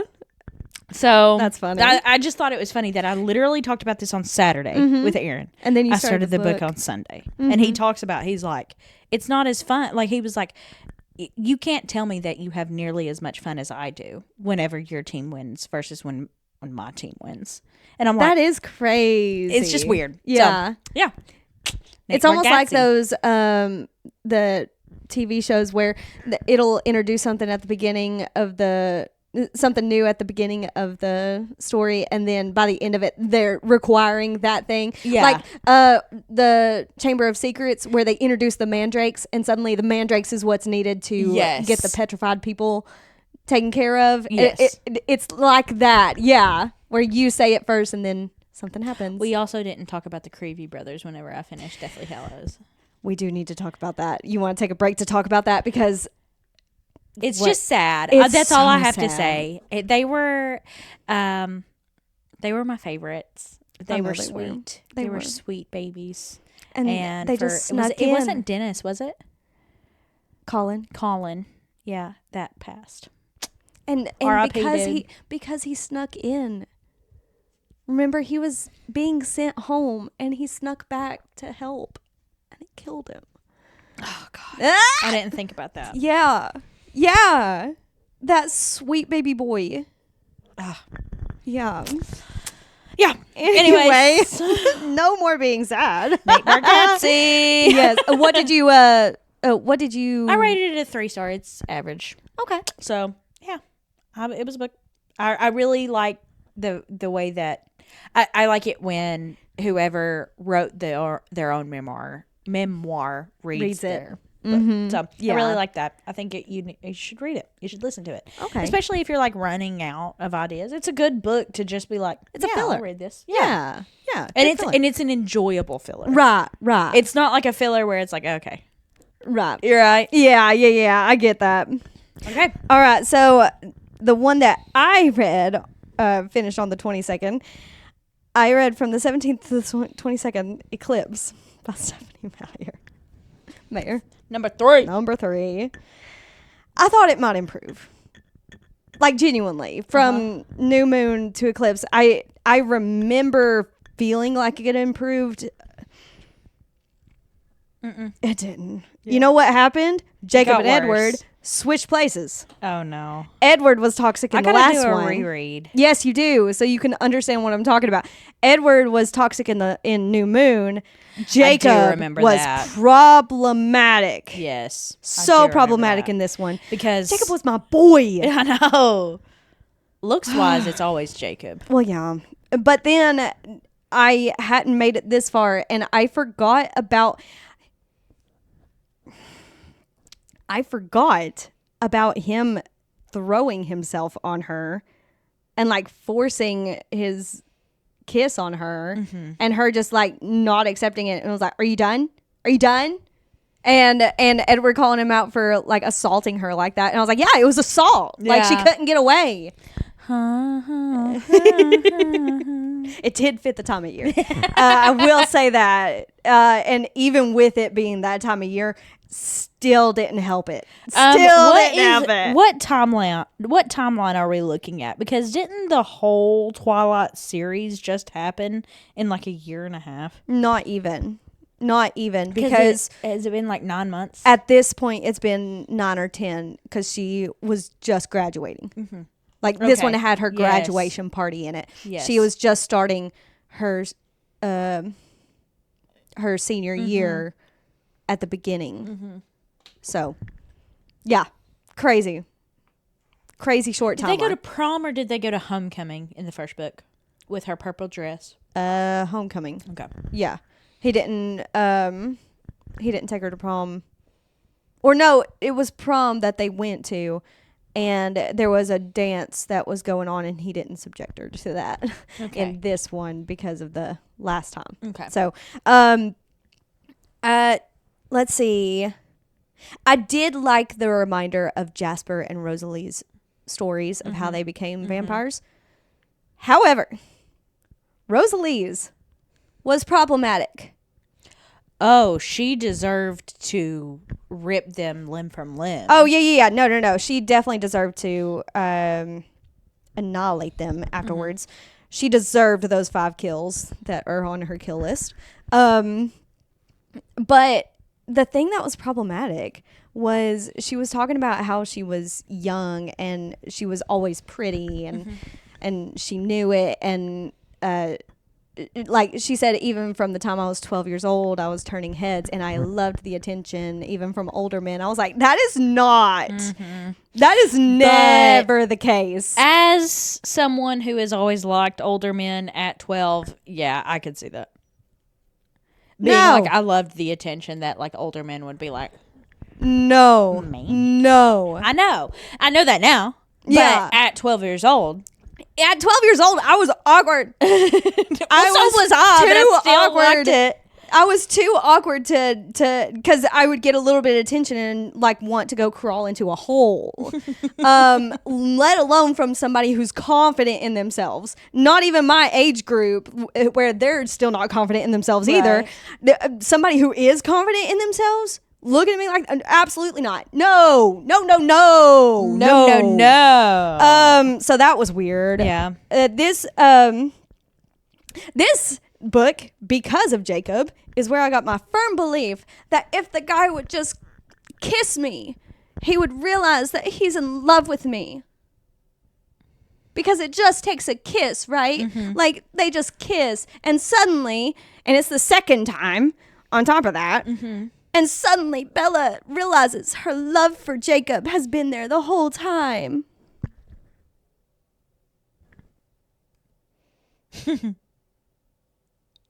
No.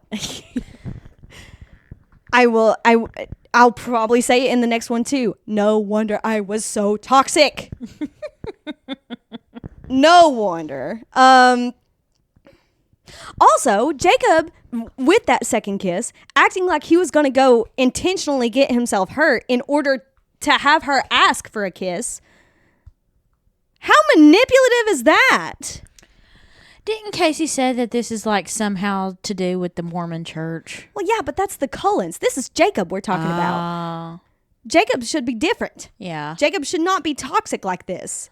Like, it's not even, it's the equivalent of saying, well, I'm going to kill myself if you don't. And how many teenagers say that? Yeah. And that's a terrible threat to make. Especially if it's just manipulative. If you're really feeling that way, get some help. Yeah. If you're just manipulating, you're a bad person. Yeah. Fix it. Yeah. Jacob's a bad person. Also, whenever she goes to check on him after he gets, wrapped up by one of the vampires, whenever she goes to check on him and she's like, what do we do now with this? The fact that we both know now, how can we go on? But also he's like, remember that story in the Bible with the 2 ladies that were fighting over the child and they were just going to split? I'm going to let him have you. And like, I was like, that's a weird comparison to make. Yeah. That's 2 moms and fighting over a baby. And you're comparing yourself and Edward to the moms and to Bella as a baby? Wow. That's weird. And then saying that you're going to give her up, saying you're the real love by doing that. Edward would do the same thing. He literally said multiple times, if you choose him of your own volition, yeah, I'll take a step back. And Jacob's like, I would do that, so I'm the real love. Bruh, what is this? What is this? Oh my gosh. I did forget that this is when it's mentioned that somebody one of them has already imprinted on a kid. Oh. On a baby. Yeah. In this one of his friends did. Yeah. And so it like already introduced the idea of that. Still think it's weird. Yeah. I understand the distinction she made. Like she went into detail about how it's more or less they are going to be whatever the one they've imprinted on is needing at the time. Mm-hmm. So like for several years, he's going to just be her protector. And then if she needs a best friend, he's going to be her best friend. And, if the time comes and she, wants a boyfriend, he's very happily going to be her boy. Like he's going to fit whatever role she needs from him. Mm-hmm. So, I mean, I get it, but also that's still weird. Yeah. Because how do you go from protecting a baby to having sex with it later on down the road? That's the weird part. I just, I can't. So, Don't abuse yourself because of it. I'm just, it makes me so, aggressive. Cringy. I have cringe aggression. Yes. Where it's like, I have to get it out. And it must be on me, I have cringe Tourette's. That's what it is. Yeah. That's I have to sit it, there and I'm like, I'm going to kill myself. I'm going to kill myself. I'm going to kill myself. Yelling out because of the cringiness. I sit there and I'm like, nope. Not Yes. going to do that. Not going to do that. Not going to do that. Not going to do that. Yeah. Shut up. Yeah, I get it. Where is the off button? Wherever it is, I'm going to hit it. Yeah. And you try to think of something else happy, but in the back of your mind, you're still thinking of the cringe, and you're like, "Oh yes, my god!" It's like the happy memory is here, and then the bad memory is like peeking out on the side. It's like, but remember me. I gave it a 2 out of 5. It's a 3.7 overall. That's too high. It is on Libby. It's no longer on Kindle Unlimited.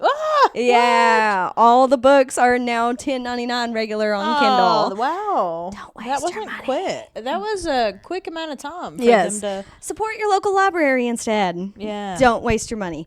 It is $10.35 paperback if you do want to waste it though. That's your cheapest option.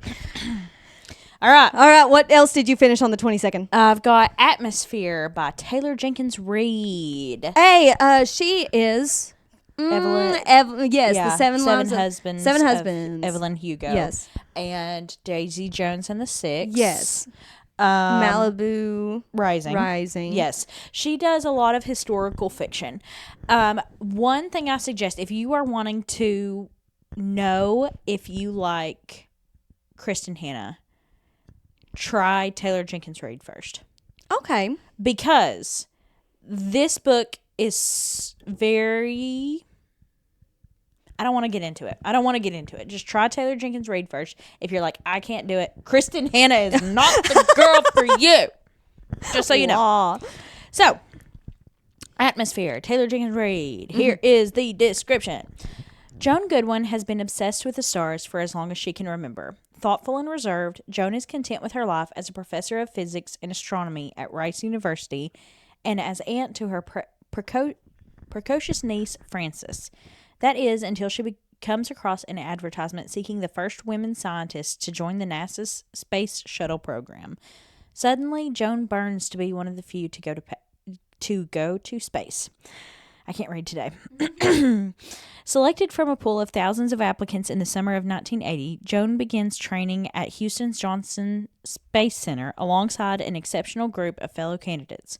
Top Gun pilot Hank Redmond and scientist John Griffin, who are kind and easygoing even when the stakes are highest, mission specialist Lydia Danes, who has worked too hard to play nice, warm-hearted Donna Fitzgerald, who is navigating her own secrets, and Vanessa Ford, the magnetic and mysterious aeronautical engineer who can fix any engine and fly any plane.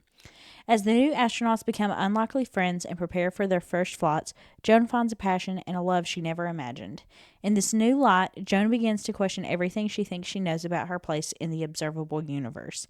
Then, in December of 1984, on mission STS-LR9, everything changes in an instant. This is a quick read. I believe it was only 10 hours. It's 352 pages. Yeah, that's not bad at all. Again, I really liked this book. I gave it a 4.5 star. Oh, wow. I gave it a 4 star.